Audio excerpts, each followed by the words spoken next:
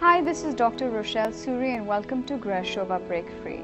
This is where we try and address your personal issues and problems and empower you to face them. So for any issues that are limiting you or holding you back, please write to us and subscribe to this channel and we will try to find a workable solution for you. I have a letter from Rashmi from Pune, and looks like she's really struggling to create some romance in her marriage post the kids. So I'm going to read what she has to say. I'm 35 years old and have 2 children, a son and a daughter. My husband and I are busy the whole day, he with his work and me with my small business. We hardly get to spend any time with each other. When at home, it's all about the kids. I think we are drifting apart. The romance is hardly there anymore. I don't know what to do to get it back. Okay, Rashmi, I know this sounds really hopeless that you started off as a couple and the romance was there and you all both went through the honeymoon phase and everything was rosy, but it's not that bad. There is a lot of hope. It's just about how you manage and recreate that romance between the marriage and with your spouse that's going to make a big difference here. So the first thing I would like you to do, Rashmi, is start reconnecting with your spouse on simple things, okay? It does not take much imagination or resources to do things that are really tiny. Even day-to-day things can be made romantic, can be made fun, can be made exciting. It's not just about the romance. Romance is just part of it. It's about reconnecting with each other in more intimate ways. Simple ways of reconnecting would be things like doing date nights, all right? Maybe one of you can take turns every week or every other week, whatever is most realistic for you, and plan a date night where the other spouse has no idea what's in store. And a date night, like I said, could be anything that you've done before the kids came. So whether it's going to the movies or whether it is going for dinner, whether it's going dancing, it can be anything, but it's a date night, it's there, and your spouse looks forward to it.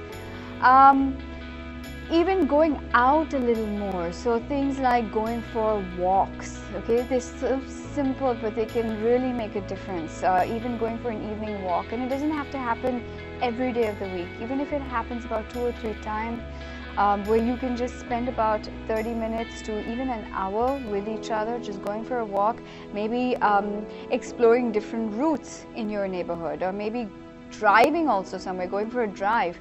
That can also make a difference. Stopping by and having an ice cream, or just sitting by the beach, all of these tiny things can make a difference. The next one I want to suggest, and it might sound a little weird because we don't do things like this, but I would recommend, and it's worked for couples, is to actually plan nights for love making. One of the things that suffers is your sex life once the children come in, and it's as important as any other biological need. So if that means that you have to put aside 1 day or 2 days in a week where you all are committed to each other sexually and you are more intimate with each other, then that's what you need to do, Rashmi. And there's nothing wrong with that. There's nothing artificial about that. It's just the sign of the times, okay? That'll also help create the romance and excitement in the marriage. One thing also that I find works for a lot of couples is getting massages together. So if you find 2 masseuses that can come home, or if you can go to a spa and get a massage together once in a while, that's also fun. It's also exciting, and more importantly, it's also very relaxing. So Rashmi, that's something that a lot of couples don't even think of doing. So please try that. It's worth a try. And of course, the quintessential one of them all is to take some time to get away.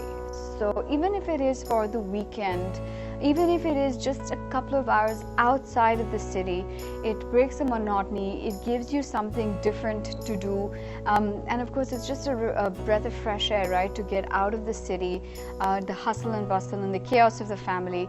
So of course the longer the break, the better it is. If you can manage to get out of the country, even better.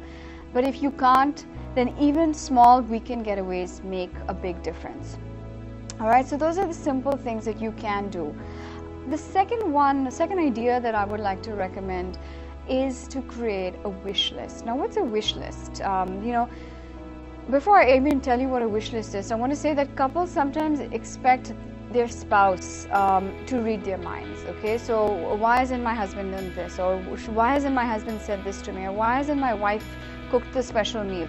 It's just expectation and this assumption that your spouse will know what you want. It doesn't work that way, at least not today. Everyone's busy, everyone's lives are hectic and chaotic. So one of the things that I recommend couples to do is to create a wish list. And it's really exactly what it is. It's a list in which you put down about 6 to 8 things that you wish your spouse would do for you. So let's see, what have I got here?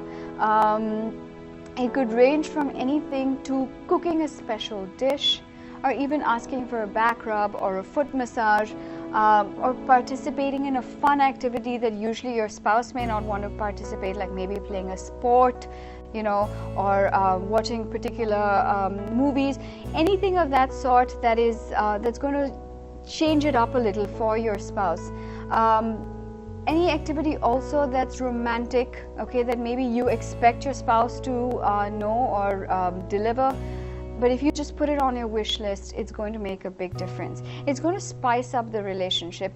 And of course, the expectation is that your spouse and you are going to follow and fulfill the wishes on the list, as long as they're realistic and as long as they're doable. It's a fun way to interact with each other. Finally, I would also like to suggest that you create a little bit of surprise in your marriage.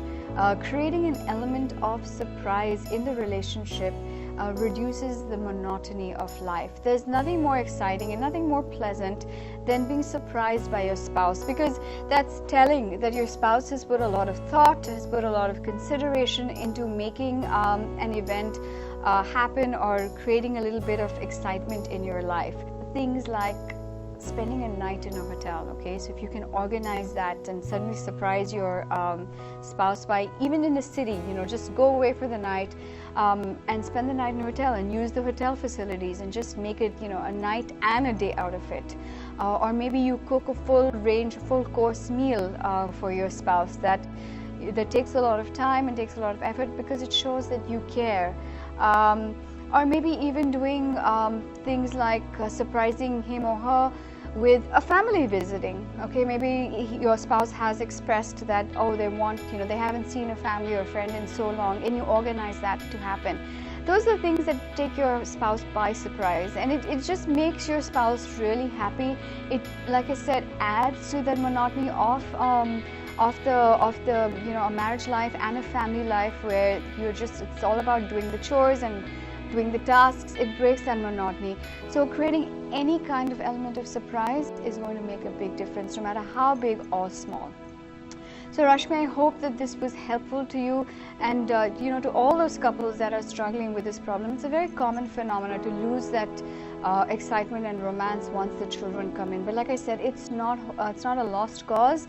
It's all about how you want to turn it around. It's all about how you want to create those small moments, but very special moments, that's going to add to the longevity and the pleasure of your marriage.